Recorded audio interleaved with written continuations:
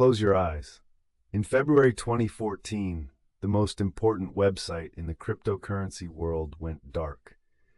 Not slowly, not with warning, not with the kind of managed announcement that a responsible institution would provide when closing its doors. It simply disappeared. The exchange that had processed more than 80% of all Bitcoin transactions on Earth, the platform where most of the world's Bitcoin had been bought and sold for 3 years, was gone overnight, leaving hundreds of thousands of people staring at error pages and trying to understand what had happened to their money.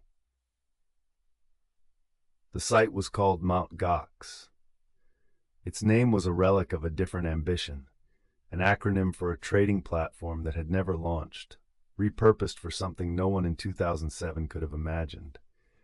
For 3 years, between 2011 and 2014, Mt. Gox was Bitcoin's center of gravity, the exchange where prices were set, where volume was concentrated, where the global market for cryptocurrency effectively lived. It was operated out of a small office in Shibuya, Tokyo, by a team of roughly a dozen people, managed by a young French programmer named Marc Carpelles, who had built something far larger than he was equipped to sustain. The collapse of Mt. Gox was the most consequential single event in Bitcoin's first decade. It destroyed approximately $450 million in customer assets. It triggered an 80% decline in Bitcoin's price. It produced a cascade of declarations from mainstream financial commentators that the cryptocurrency experiment had definitively failed.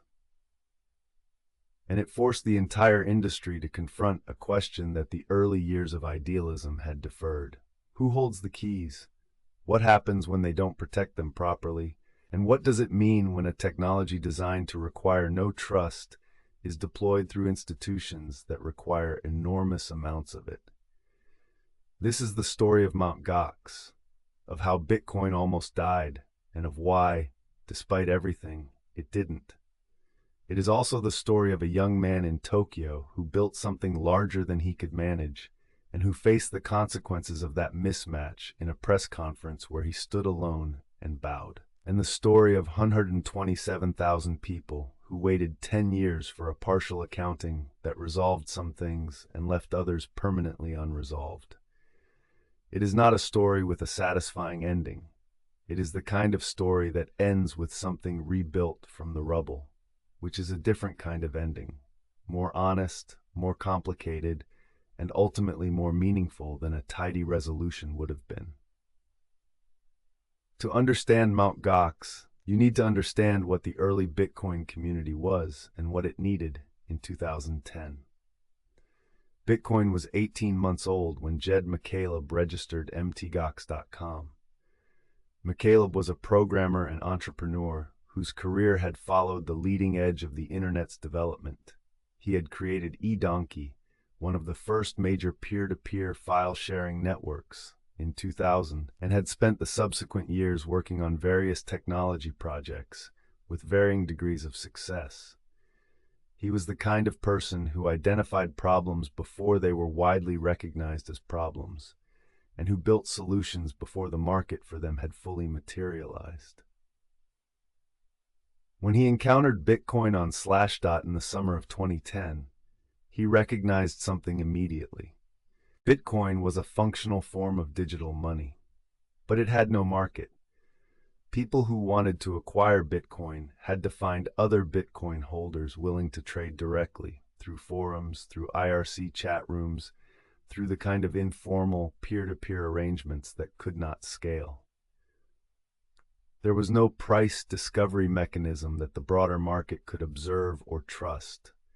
There was no convenient way for someone with dollars to acquire Bitcoin, or for someone with Bitcoin to convert it to dollars. What Bitcoin needed, in other words, was an exchange, a marketplace where buyers and sellers could find each other, where prices could form through the interaction of supply and demand, and where the basic infrastructure of a functioning financial market could provide the liquidity that the currency needed to grow. McCaleb built one. He relaunched mtjocks.com in July 2010, repurposing the domain he had registered for the card trading platform that had never launched. The site was simple. It allowed users to create accounts, deposit dollars through PayPal or other payment services, and trade those dollars for Bitcoin at whatever price the market cleared. Within days, Mt. Gox was the largest Bitcoin exchange in the world, which, given the total size of the market at the time, was not a particularly difficult distinction to achieve, but which reflected the genuine need that McCaleb had identified and filled. Volume grew steadily through the second half of 2010 and into 2011, tracking the gradual expansion of Bitcoin's user base and the growing awareness of the technology among the technically sophisticated early adopters who formed its initial community. McCaleb, however, was a builder who got bored after building. The operation and management of a financial marketplace, dealing with customer service, handling banking relationships, managing security infrastructure, navigating the regulatory questions that a money-transmitting business necessarily confronted, were not the problems that interested him. He had solved the problem he found interesting, which was the absence of an exchange, and was now ready to move on to the next interesting problem. In March 2011, he sold Mt. Gox to Marc Karpelès, a 26-year-old French programmer who had been living in Tokyo for 2 years, for approximately $25,000 in cash and 6% of future revenues. McCaleb moved on. He would later found Ripple and then Stellar, other important chapters in cryptocurrency's history. Karpelès walked into the small office in Shibuya and inherited the world's most important Bitcoin exchange, at a moment when Bitcoin was about to become much more important than it had ever been. The exchange McCaleb handed over was generating perhaps a few $1,000s per month in revenue. The infrastructure was basic: a shared server, a simple database, code that McCaleb had written quickly to serve the immediate need, without building for the scale that the need might eventually require. There was no formal anti-money laundering compliance program. There were no formal security protocols beyond the ordinary measures that a programmer would implement by instinct. There was no documented process for what should happen if the key systems went offline, or if the people managing them became unavailable, or if the exchange's growth outpaced its infrastructure. These were the kinds of organizational foundations that established financial institutions built over decades of regulatory development and institutional learning. Mt. Gox was building the plane while flying it, and no one, not McCaleb, not Karpelès, and not the customers who would eventually deposit hundreds of millions of dollars, fully grasped how dangerous that was until it was too late. Marc Karpelès was born in Chenauve, France, in 1985, and left school before completing his formal education in favor of teaching himself to program. He was, by the accounts of those who knew him, technically brilliant and organizationally underdeveloped, someone who could architect systems of considerable complexity, but who had not developed the management skills that running a growing institution requires. He moved to Japan in 2009, drawn by a fascination with Japanese culture that had started with anime and deepened over time into something more genuine, an appreciation for Japanese precision, Japanese aesthetic sensibility, Japanese social structures, and the particular quality of Tokyo as a city where technology and tradition coexisted in ways he found endlessly interesting. He settled in Shibuya. He learned Japanese. He kept 3 cats in his apartment above the small office that served as Matnet, Gox's headquarters, and spent long hours writing code, managing customer support tickets, and dealing with the banking relationships that were from the beginning among the most difficult aspects of running a Bitcoin exchange. He was, by multiple accounts from people who worked with him, genuinely committed to the mission of making Bitcoin accessible. He was not, by those same accounts, someone who had built the management infrastructure that a financial institution of growing significance required. The gap between his genuine technical capability and his organizational development would define everything that followed. The major Japanese banks were cautious about their relationship with a business that handled cryptocurrency, and Karpeles spent significant time and energy maintaining the banking connections that allowed Gox to process dollar and yen deposits from customers. The technical work and the operational work were both his responsibility, and the team he built around him, never more than approximately 15 people, was small relative to the scale of what the exchange was processing. What Karpeles inherited from McCaleb was not precisely a finished business. It was a set of rails, the basic infrastructure of an exchange, a user base, a reputation as the place where Bitcoin was traded, along which an enormous amount of future traffic would run if Bitcoin grew the way a small number of people believed it would. The early Bitcoin community was small enough in 2011 that its participants knew each other across forum threads and IRC channels. They had opinions about the exchange, about Karpeles, about the direction the technology should take. Some of them warned, even in the early months, that Mt. Gox's security practices were inadequate for an institution handling real money. The warnings appeared in Bitcoin Talk threads and were read by the people who knew where to look. They were not acted upon with the urgency the situation would eventually demand. The years between 2011 and 2013 were a period in which the Bitcoin community was simultaneously growing and becoming more internally divided about what Bitcoin was and what it was for. The early idealists who had built the community around the technology's properties, its decentralization, its resistance to censorship, its independence from state monetary authority, found themselves sharing the ecosystem with a growing population of investors, traders, and speculators who were interested primarily in the price. Mt. Gox sat at the intersection of these populations. It was the infrastructure that made the speculative activity possible, operated by someone who was more technologist than businessman, growing faster than the regulatory and security frameworks that should have accompanied that growth. The customers who deposited Bitcoin in 2012 and 2013 were not choosing between a safe option and a risky one. They were choosing the only option that existed at scale and trusting that the scale itself was evidence of legitimacy. In 2011, the total market capitalization of Bitcoin was under $100 million. By late 2013, it would approach $15 billion. The exchange that had been adequate for the earlier scale was not adequate for the later scale, but the growth was fast enough, and Karpeles was sufficiently absorbed in maintaining the operation's basic function that the gaps in infrastructure, security, and management process were never addressed before they became critical. There was something else that Karpeles inherited, a security incident that had occurred under McCaleb's watch, and that should have set a high level of alert for the incoming operator.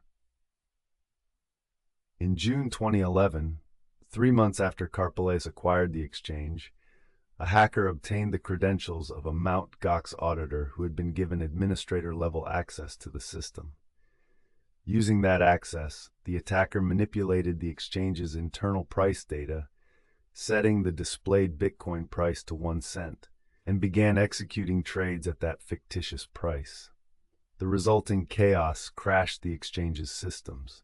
Karpeles rolled back the fraudulent transactions, patched the specific vulnerability that had been exploited, and issued a public apology. What he did not do was treat the incident as the signal it was, that the exchange's security architecture was inadequate, that unauthorized access to administrator accounts was possible, and that without a comprehensive security review and the implementation of industry-standard controls, the exchange was vulnerable to far more damaging attacks. The vulnerability that would ultimately destroy Mt. Gox was not the product of a single attack. It was the product of years of accumulated exposure, a combination of a protocol-level property of Bitcoin that Karpelès was aware of but had not adequately addressed in his software, an operational security posture that prioritized continuous operation over cautious review, and a growth trajectory that meant the exchange was always handling more volume than its infrastructure had been built to safely manage. The specific technical issue was called transaction malleability. In Bitcoin's original protocol design, every transaction had an identifier, a cryptographic hash calculated from the transaction's contents and used to look up that transaction in the blockchain's records. The transaction ID was essential for systems like Mt. Gox's, which needed to confirm whether a customer's withdrawal request had been successfully transmitted to the Bitcoin network. If a transaction had been broadcast and received an ID, the exchange could mark the withdrawal as complete. If no ID was found, it could try again.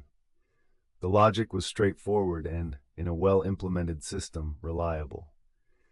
The problem was that Bitcoin's early protocol allowed certain non-essential fields in a transaction to be modified after the transaction was signed and broadcast, but before it was confirmed on the blockchain.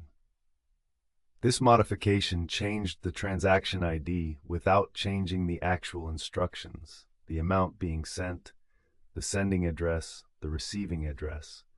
The transaction would still confirm. It would still deliver the Bitcoin to the correct destination. But its ID was different from the original.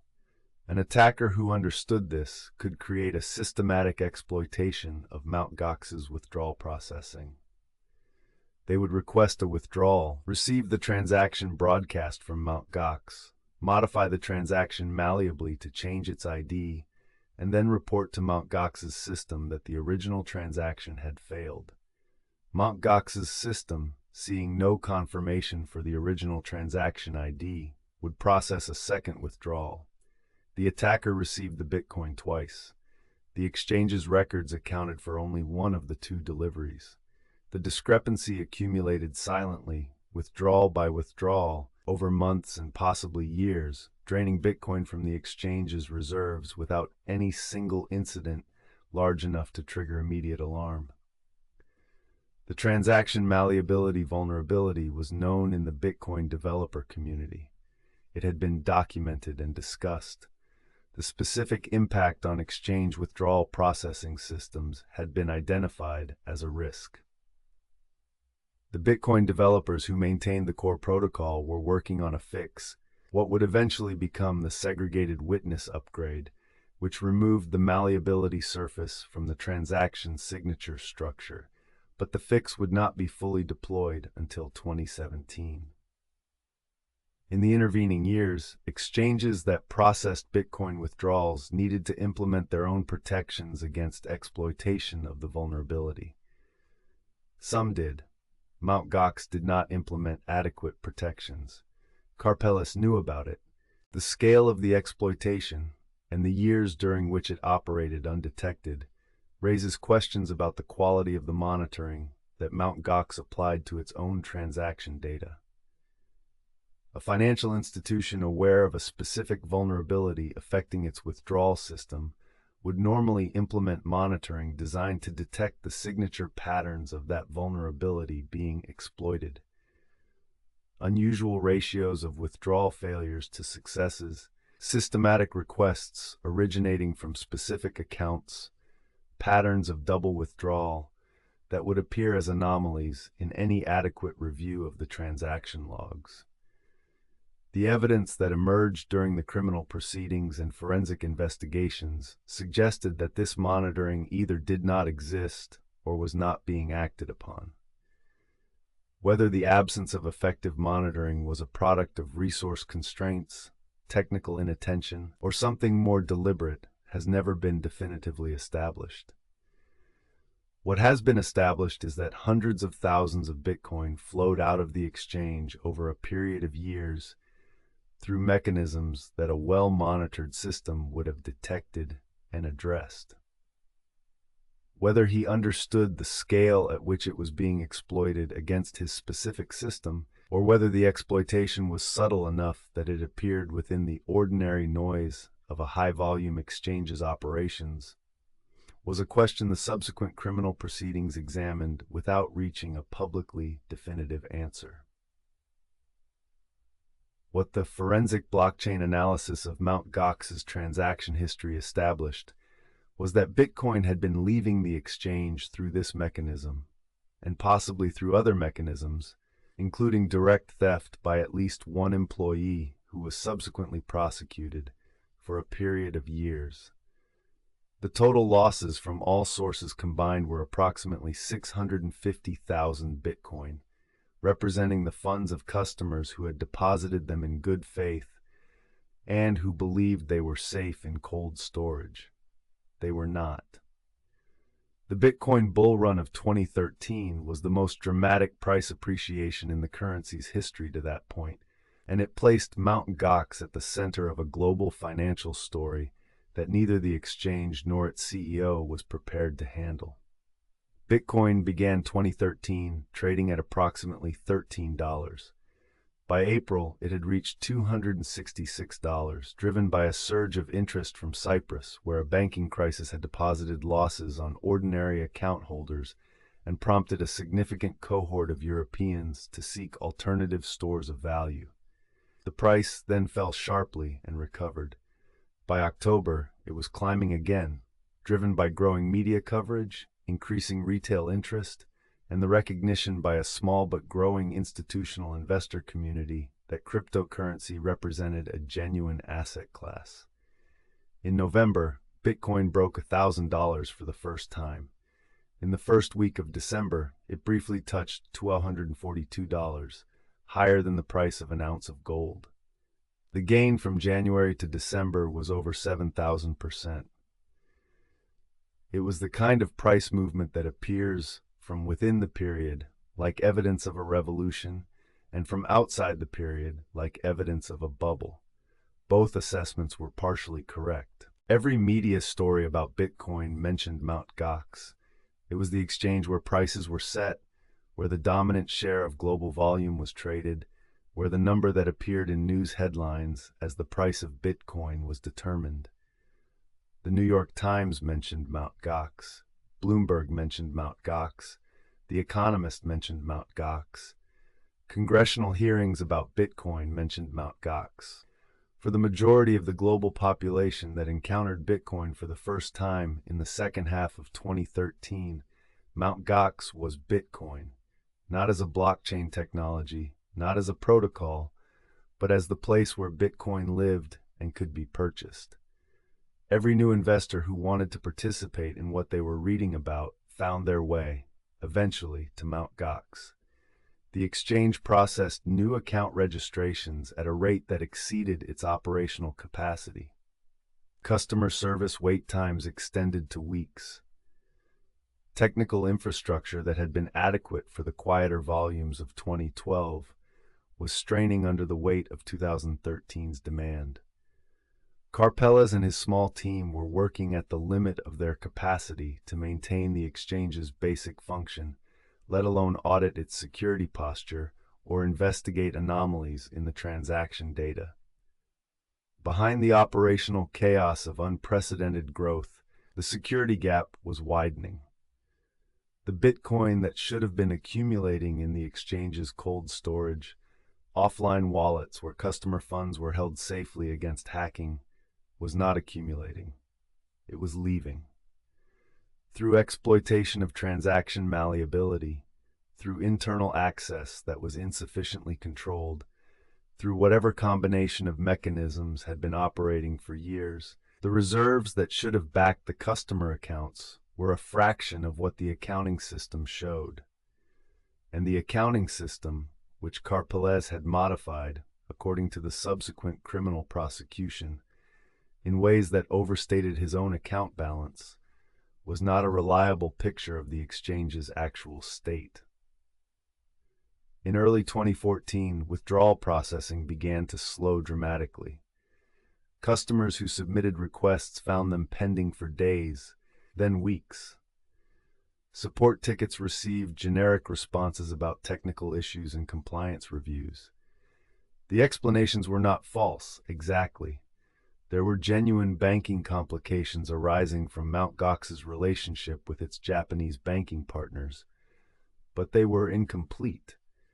They were the explanations that could be offered without disclosing the deeper reality, which was that the Bitcoin was not there, and the exchange could not meet its obligations to its customers. Karpeles was buying time.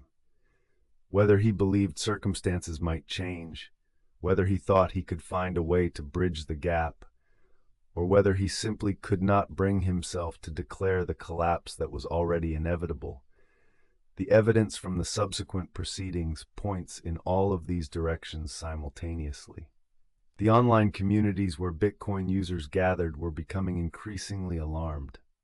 On Bitcoin Talk, the forum that served as the central hub for the early Bitcoin community, threads about Mt. Gox withdrawal delays had accumulated thousands of replies. Users were sharing screenshots of pending withdrawal requests, comparing wait times, speculating about the cause, and debating whether to attempt to withdraw their remaining funds or hold and wait.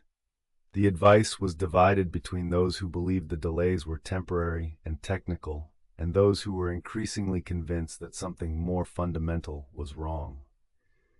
In retrospect, the people who attempted to withdraw in December 2013 and January 2014, and who received their funds, albeit slowly, were fortunate. The people who waited, trusting the exchange's explanations, were the ones who received creditor claim forms in March.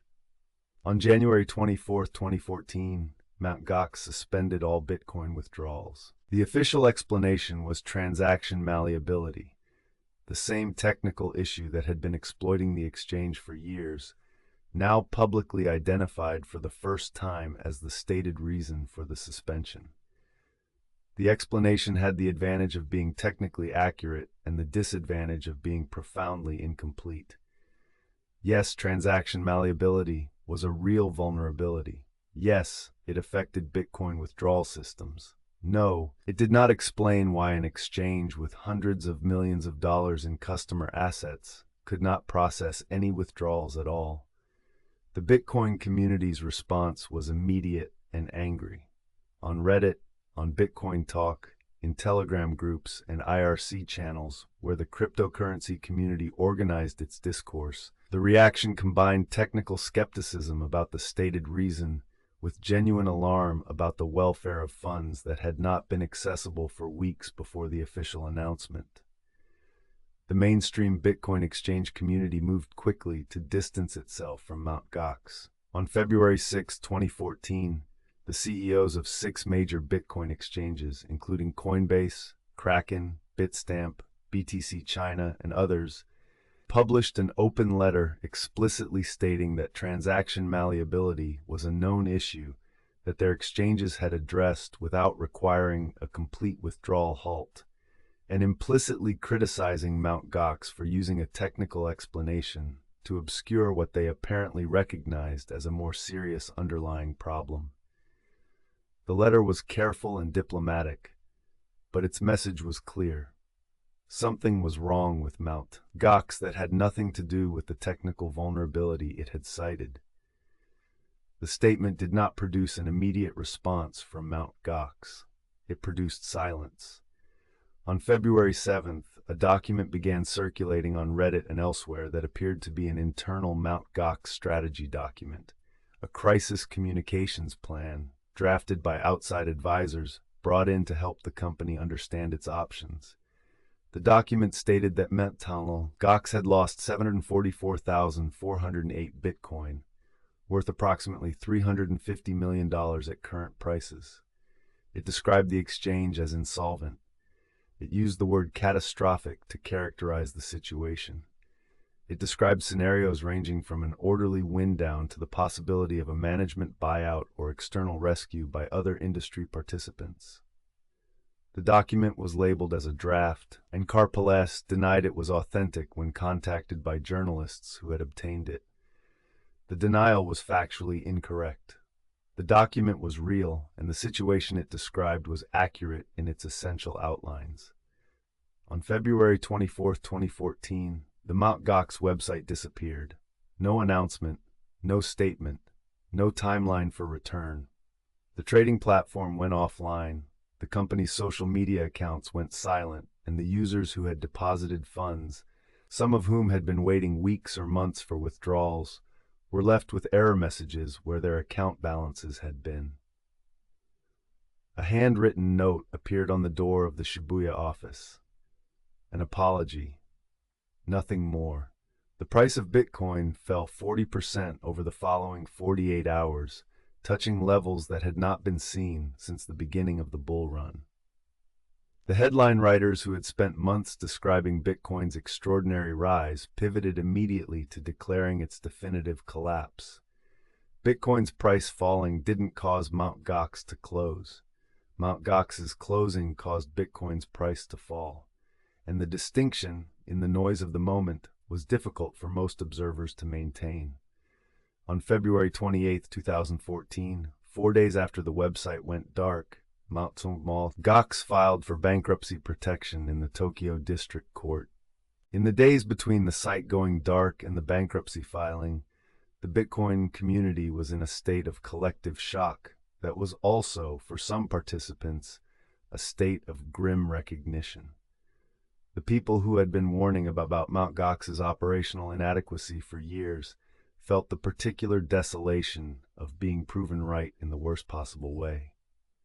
The people who had trusted the exchange and had funds there were navigating the specific helplessness of watching a financial institution collapse in slow motion from the outside, with no access to information and no mechanism for influencing the outcome.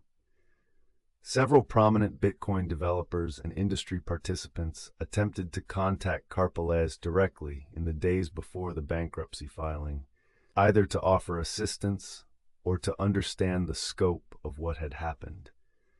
The responses they received were incomplete and, in retrospect, consistent with a person who had not yet determined how to characterize what had occurred. The bankruptcy petition contained the numbers that the internal document had estimated: 850,000 Bitcoin belonging to customers, 100,000 Bitcoin belonging to the company itself. Total value at current prices, approximately $450 million. Gone. The filing acknowledged that the funds had been lost. The language was characteristically ambiguous about the precise mechanism, and requested the protections that Japanese bankruptcy law afforded to companies seeking to reorganize or wind down their operations in an orderly manner. The filing was the first public acknowledgement, in a legal document with legal consequences, that the collapse was real and the money was not recoverable without the intervention of a court-supervised process. Karpelès held a press conference at a Tokyo hotel. He appeared alone, without lawyers or advisors visible at the podium, in a dark suit. He bowed deeply, the formal Japanese gesture of sincere apology, the depth of the bow corresponding to the depth of the transgression being acknowledged. The cameras captured the image from multiple angles. He was 30 years old. He looked shaken. He said the exchange had been the victim of hackers. He said he had failed. He said he was deeply sorry. The photographs of that bow appeared in newspapers and news sites around the world the following day, alongside headlines that declared Bitcoin's era over, cryptocurrency discredited, and the digital currency revolution exposed as the fraud its critics had always claimed it was. The narrative of the moment was complete and wrong in its completeness. In August 2015, Japanese police arrested Karpelès. The charges were narrower than the scale of the collapse.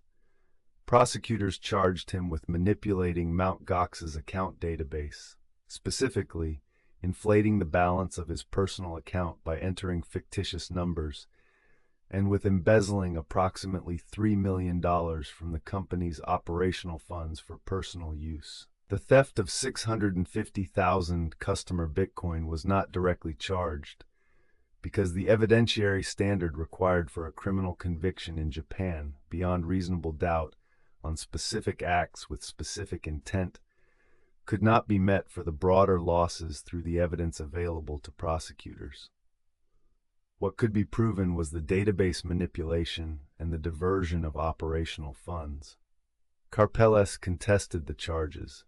The trial proceeded over several years, as Japanese criminal proceedings routinely do. In March 2019, the Tokyo District Court found him guilty on the data manipulation charge, acquitted him on embezzlement, and sentenced him to 2.5 years imprisonment, suspended.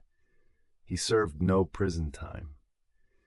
The 850,000 Bitcoin figure appeared in every news story about Mt. Gox, and the scale of it was genuinely difficult to process. But the number was composed of individual losses, and the individual losses had the specific weight of real lives disrupted. A software engineer in Tokyo had accumulated 14 Bitcoin over several years of careful saving, converting portions of his salary each month, buying during dips, holding through volatility with the long-term conviction that the technology was real and the value would grow. He had not checked his Mt. Gox balance in weeks when the site went dark. His 14 Bitcoin, worth approximately $11,000 at the time of the bankruptcy, was gone. He filed a creditor claim. He waited. For 10 years, he waited. A retired schoolteacher in Canada had converted a portion of her retirement savings, $12,000 Canadian, into Bitcoin through Mt. Gox in late 2013, at the recommendation of her nephew who had made substantial profits from earlier cryptocurrency investments. She had understood that cryptocurrency was volatile, but she had been reassured by Mt. Gox's apparent legitimacy. It was the largest exchange in the world. It had been written about in publications she trusted. It operated from Japan, which had robust financial regulation. When the exchange collapsed, she was 63 years old and had lost a meaningful fraction of her retirement savings. Her creditor claim, filed months later through a process that required navigating a Japanese bankruptcy proceeding from Canada, represented one of 127,000 such claims submitted to the trustee.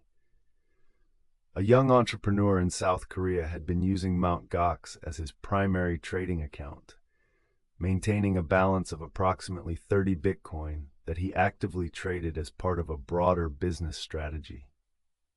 He had been waiting several weeks for a withdrawal when the site went dark. He lost the equivalent of $28,000 at the time of the collapse, a meaningful amount for someone in the early stages of building a business. He joined the online communities of Mt. Gox creditors that formed in the weeks after the collapse, groups that have maintained active discussions for the entire decade of the recovery proceedings, sharing legal updates, analyzing blockchain data, debating the merits of various settlement proposals, and providing the kind of collective processing that people need when they have been harmed in ways they didn't choose and can't simply undo. These communities became, over time, one of the more remarkable institutional responses to cryptocurrency theft. A self-organized group of strangers, bound by a shared loss, who educated themselves about blockchain forensics, Japanese bankruptcy law, and international creditor rights far beyond what anyone would have predicted. The majority of Mt. Gox creditors were not professional investors who had made sophisticated decisions about concentrated risk. They were early adopters who had found the technology interesting, or ordinary savers who had diversified a small portion of their assets into a new asset class, or traders who had used the exchange for its convenience and liquidity. The ordinary character of the victims was part of what made the loss significant beyond its financial scale. It demonstrated that the risks of the early cryptocurrency ecosystem were not confined to the technically sophisticated or the risk-tolerant. They extended to anyone who had trusted an institution that did not deserve that trust. The creditor community that formed in the wake of Mt. Gox's collapse became one of the most organized and technically sophisticated groups of victims in the history of financial fraud. The combination of the blockchain's public record, which allowed anyone with the expertise to trace Bitcoin movements, and the concentration of technically capable people among the early Bitcoin adopters produced a community of amateur investigators who subjected the Mt. Gox collapse to more intensive scrutiny than most corporate bankruptcies receive from professional analysts. They built databases of creditor claims. They analyzed blockchain transaction patterns. They communicated with bankruptcy court officials in Japan through a language barrier that was itself a significant obstacle. They waited for 10 years through a legal proceeding that had no precedent in Japanese bankruptcy law for assets of this nature. And they maintained the organizational coherence to participate meaningfully in the proceedings throughout. In the immediate aftermath of the filing, the recovery of Bitcoin from Mt. Gox's collapsed estate began. The reaction of the broader financial world to the Mt. Gox collapse was swift and largely predictable. Every central bank that had issued warnings about cryptocurrency pointed to Mt. Gox as evidence that those warnings had been correct. Every economist who had described Bitcoin as a speculative bubble noted that the exchange at the center of the market had proven to be technically insolvent. Every journalist who had covered the 2013 bull run wrote a follow-up piece about the 2014 collapse. The voices that argued Bitcoin was finished, not damaged, not set back, but definitively and permanently finished, were louder than they had been before, and were amplified by the genuine scale of the losses. For several weeks, the mainstream narrative about cryptocurrency was as negative as it had ever been. And then gradually the counter-narrative emerged. The Bitcoin network was still running. New transactions were still being processed. The technology itself had not been compromised, and the people who had lost money had lost it to an exchange, not to Bitcoin. The distinction took time to establish itself in the mainstream press. In the cryptocurrency community, it was made immediately and forcefully. Within weeks, something unexpected happened. During the initial inventory of Mt. Gox's remaining assets, a cold storage wallet was discovered on an old server, a server that had been in use during an earlier period of the exchange's operation, subsequently moved to storage when the company changed offices, and not fully accounted for in the inventory documents that the team had been working from.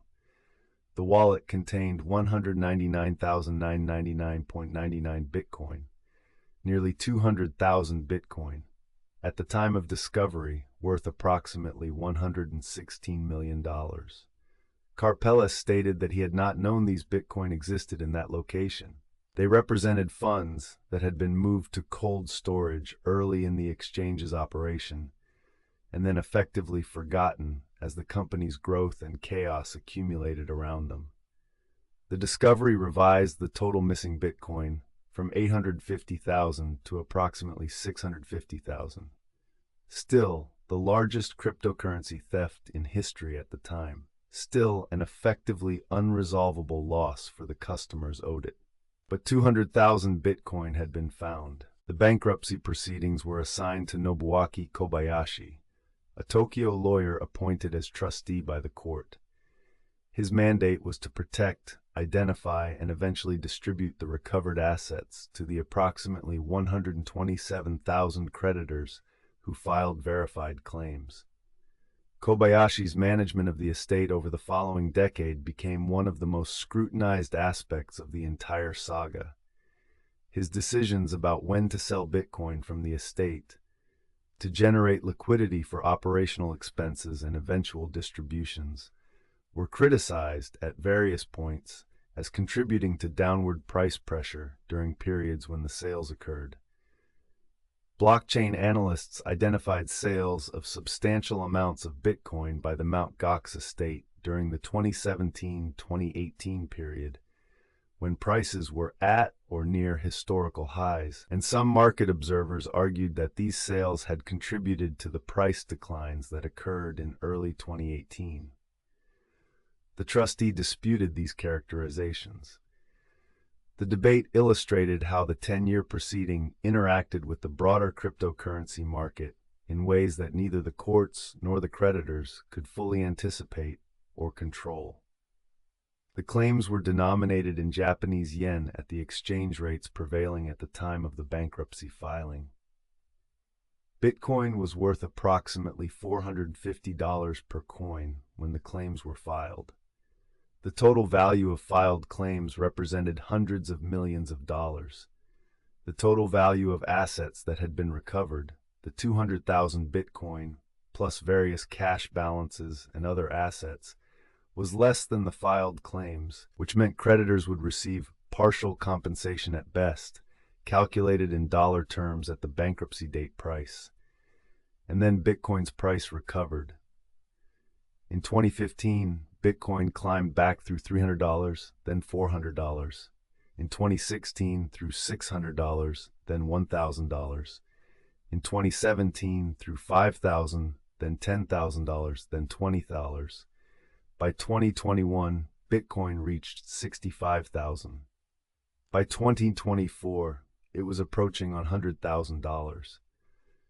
The 200,000 Bitcoin in the Mt. Gox estate had been worth $90 million in 2014. They were worth approximately $20 billion by 2024. The bankruptcy estate had become worth far more than the total claims filed against it. This extraordinary development created a legal question that Japanese courts debated for years. Should creditors receive compensation based on the dollar value of their claims at the time of bankruptcy, or should they receive a proportional share of the recovered Bitcoin, allowing them to participate in the price appreciation that had occurred during the decade of proceedings?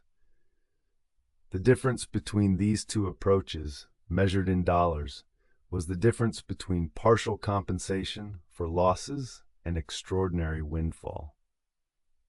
The forensic investigation of Mt. Gox's Bitcoin losses proceeded in parallel with the bankruptcy proceedings and the criminal prosecution, and the findings that emerged over years of blockchain analysis added layers of complexity to a story that had initially seemed like a relatively straightforward case of exchange insolvency. The blockchain analysis conducted by the court-appointed experts identified multiple distinct flows of Bitcoin leaving Mt. Gox's wallets through the period in which the exchange had operated. Some flows were consistent with the transaction malleability exploitation, systematic withdrawals where Bitcoin had been transferred twice for the same request, with the second transfer leaving no trace in the exchange's internal records. Some flows were consistent with normal withdrawal processing, but directed to addresses that were later identified as associated with external criminal actors. And some flows were difficult to categorize, transfers to addresses that the forensic analysts could not connect definitively to any identified actor or mechanism. In 2023, a significant development in the investigation became public.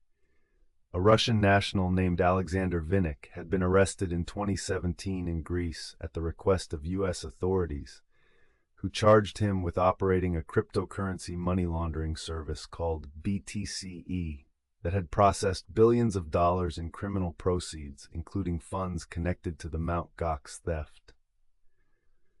Vinnik was extradited to the United States, convicted of money laundering in 2024, and sentenced to 10 years in prison. Separately, a former Mt. Gox employee, Not Karpeles, was arrested in Japan in 2023 and charged with stealing Bitcoin directly from the exchange's wallets during his employment.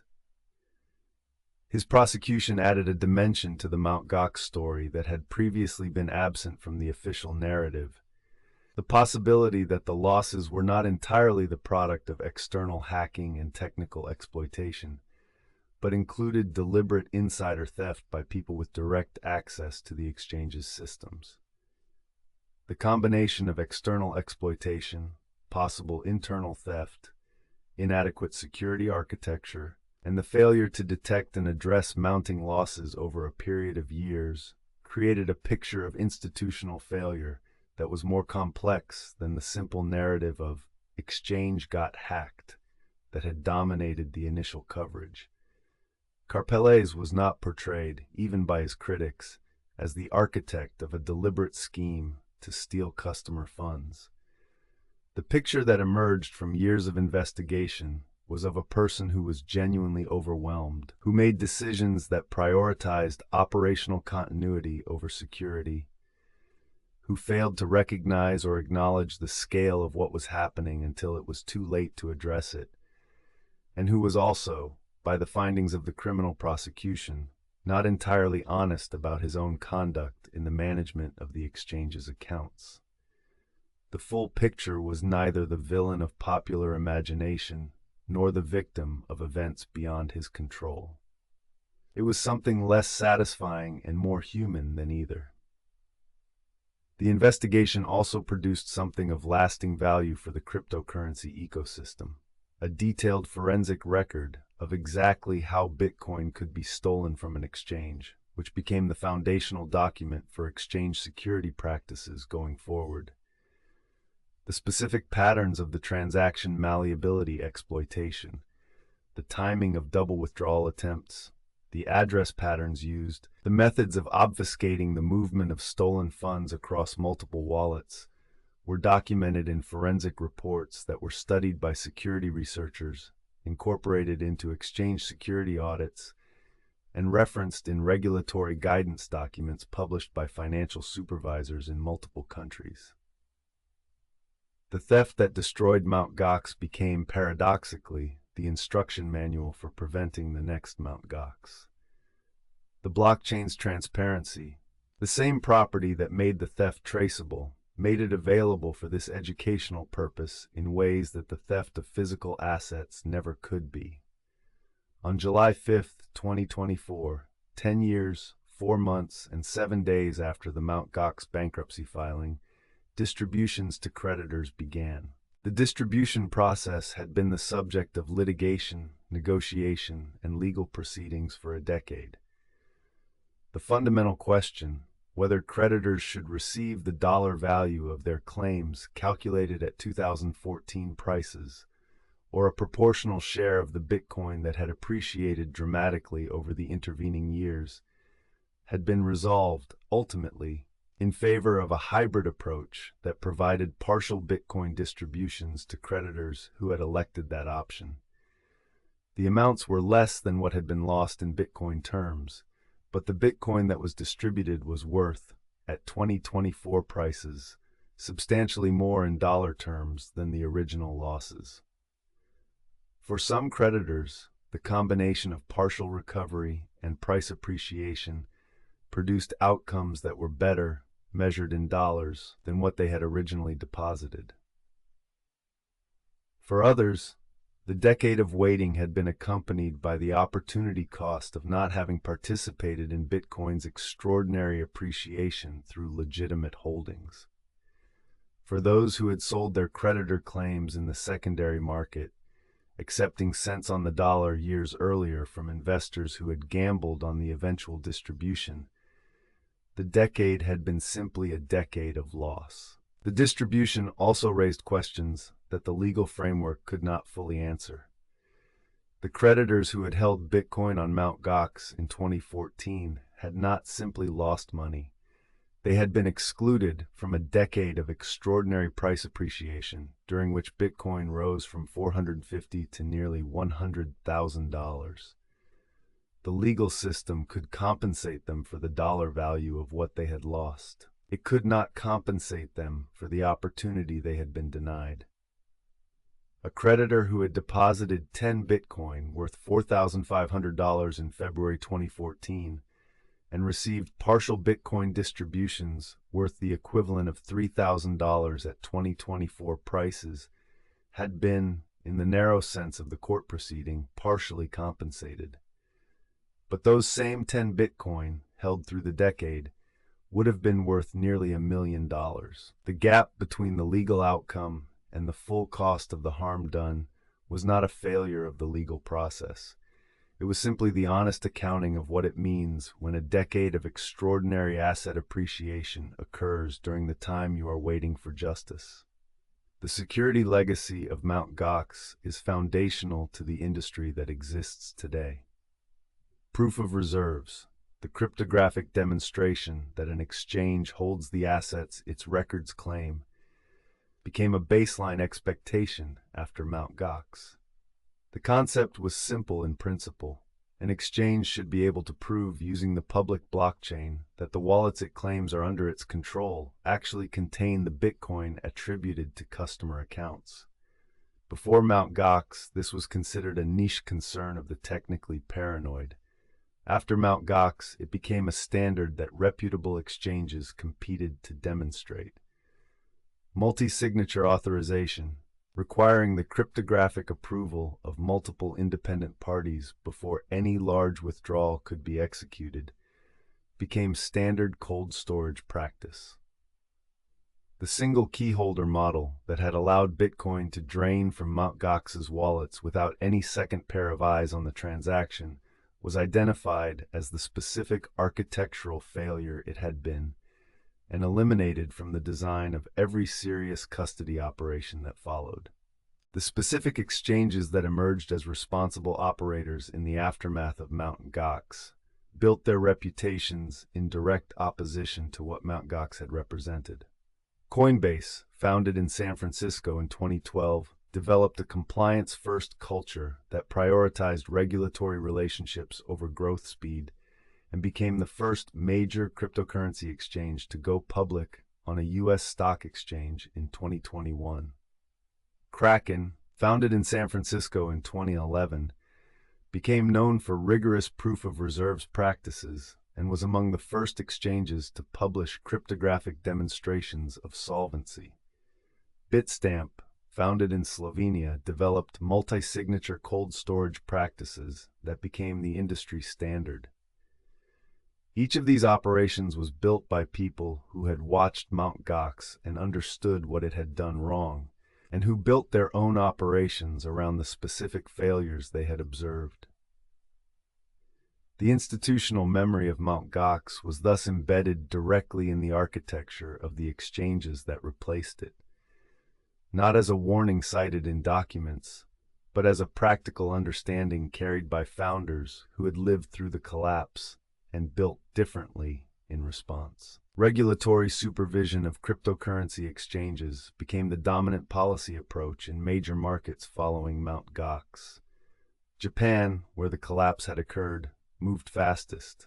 The Financial Services Agency developed a licensing framework for cryptocurrency exchanges that required specific security standards, mandatory audits, and ongoing regulatory oversight. The framework was formally adopted in 2017. The United States, European Union, and other major jurisdictions developed analogous frameworks over the following years, each drawing on the Mt. Gox failure as the case study that justified regulatory intervention. The exchanges that operate today, licensed, audited, with segregated customer funds and published proof of reserves, are the direct institutional descendants of the world that Mt. Gox's failure made necessary. The industry's response to Mt. Gox also produced something less tangible than security standards and regulatory frameworks, but equally important: a cultural shift in how the cryptocurrency community thought about the relationship between the technology and the institutions built to use it. The early years of Bitcoin had been characterized by an idealism that sometimes shaded into naivety, a belief that because the technology was trustless, the institutions were somehow less important. Gox made the opposite case with unmistakable clarity. The technology could be trustless, the institutions could not. And until the institutions caught up to the standards that the technology's trustlessness was supposed to render unnecessary, the people who used those institutions were taking risks that the technology itself did not create. The human cost of Mt. Gox extended beyond the financial losses into years of organizing, lobbying, and waiting that transformed a population of cryptocurrency users into something that resembled a political constituency. The Mt. Gox creditor community, nearly 24,000 claimants at the peak of the proceedings, developed a level of institutional sophistication that few groups of retail investors had previously demonstrated in any financial context. They formed organizations, hired lawyers, published research, engaged with Japanese and international regulators, and maintained a sustained advocacy operation for more than a decade, long after most observers had written them off as a lost cause. The creditors who eventually received distributions in 2024 received them in part because a committed group had refused to accept that the legal process was finished when the initial bankruptcy trustee declared it so. The legal entity identifier, the GLBSE framework, the rehabilitation plan, these are documents that exist because people who lost Bitcoin in 2014 were still, 10 years later, showing up to proceedings and demanding that their claims be heard. That sustained engagement was itself a form of institutional innovation, the demonstration that cryptocurrency users could organize, persist, and navigate a decade of international legal proceedings to protect their interests. It was a more durable achievement in some ways than the security protocols the exchanges adopted. And then there is the deeper legacy, which matters more than the security improvements and the regulatory frameworks. The Bitcoin network itself did not fail when Mt. Gox failed. The blockchain kept running. The blocks kept being mined. The protocol kept validating transactions. The distributed ledger that Satoshi Nakamoto had designed, distributed precisely so that no single point of failure could compromise the whole, was not compromised when the largest exchange that had been built on top of it collapsed. Mt. Gox was not Bitcoin. The failure was institutional, not technological. The distinction is not merely semantic. It is the distinction between a technology whose fundamental claims turned out to be false and a technology whose fundamental claims turned out to be sound, but which had been deployed through institutions that did not honor those claims. Bitcoin's price recovered. The industry rebuilt. From the ruins of Mt. Gox came the architecture of a safer, more accountable cryptocurrency ecosystem. The trauma was real and expensive. The technology endured. Close your eyes one more time. In a building in Shibuya that has since been repurposed for other tenants, the small office that served as the center of Bitcoin's universe for 3 years is gone. The servers are dark. The domain still exists, maintained through years of bankruptcy proceedings as a legal artifact more than a website. But the exchange it once represented is a historical record now, a case study in what can go wrong when a technology whose design presupposes institutional trustworthiness is deployed through an institution that turned out not to deserve it. Mark Karpeles has rebuilt something like a professional life. He works in technology. He gives occasional interviews in which he describes feeling responsible without characterizing his culpability in ways that satisfy the people who lost money. He has written an autobiography. He has made the reflections that public figures in his position make, acknowledging failure while preserving some zone of privacy around the full extent of what he knew and when he knew it. Whether he is at peace with what happened is between him and whatever accounting he performs privately. The people who lost money have their own accounting to perform, and it is not always consonant with his. What the story of Mt. Gox teaches at its deepest level is something that Bitcoin's earliest believers understood, but that the broader market had to learn through experience. The technology and the institutions built on top of it are different things, and the failure of one is not the failure of the other. The Bitcoin blockchain was not hacked when Mt. Gox collapsed. The distributed ledger was not compromised. The blocks kept being mined at the rate of 1 every 10 minutes. in the uninterrupted operation of a network whose design was specifically intended to continue functioning regardless of what any single participant decided to do with it. The failure was human, the technology survived, and from the survival, something better was built. Sleep now. The blockchain has never stopped. Not once, not for a single block. Through every collapse and crisis and betrayal and reconstruction that the institutions built on top of it have experienced. It ran through the 2011 hack. It ran through the years of silent drainage. It ran through the bankruptcy filing. It ran through the decade of creditor proceedings. It is running right now, adding the next block to a chain that does not stop for grief or loss or the failure of human institutions. The technology endures. Right now, as you rest, somewhere in the world, a computer is processing the next block, adding it to a chain of blocks that stretches back to January 3rd, 2009, when Satoshi Nakamoto mined the first one. The chain survived the June 2011 hack. It survived the years of silent drainage. It survived the collapse announcement. It survived the 40% price crash and the mainstream declarations that it was finished. It survived the decade of bankruptcy proceedings. It survived every crisis that the institutions built on top of it created. The chain survived Mt. Gox. It will survive whatever comes next. The blocks keep being added, one every 10 minutes, in the uninterrupted operation of a network that does not stop. Sleep now.